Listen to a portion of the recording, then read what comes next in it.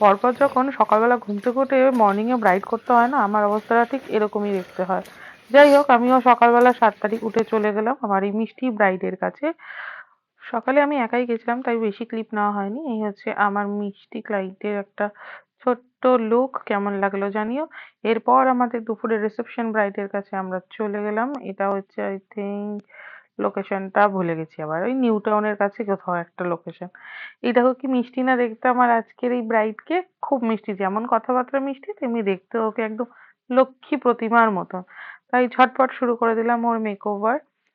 এর মধ্যে জানি না কি হলো, আমার নতুন কার্লারটা কাজ করা বন্ধ করে দিল। যাই হোক, আমি তো ভেবেছিলাম আজকে কাজটা ডুবে যাবে, তারপর দেখলাম একটা অল্টারনেটিভ পেয়ার ছিল আমার কাছে, তো কাজটা আজকে উতরে গেছিল। যাই তো হোক, তোমার অনুশ্রীর ফাইনাল এটা লুক ফাইনাল কেমন লুক, লাগলো কেমন বলো? লাগলো জানিও, ওর খুব ফিডব্যাকটাও ভালো, দেখে খুব নাও। ভালো লেগেছে। মানে আমি যেমন বলেছিলাম তেমনই সাজানো হয়েছে, খুব সুন্দর। থ্যাংক ইউ সো মাচ দিদি, খুবই ভালো লেগেছে। ওকে, থ্যাংক ইউ।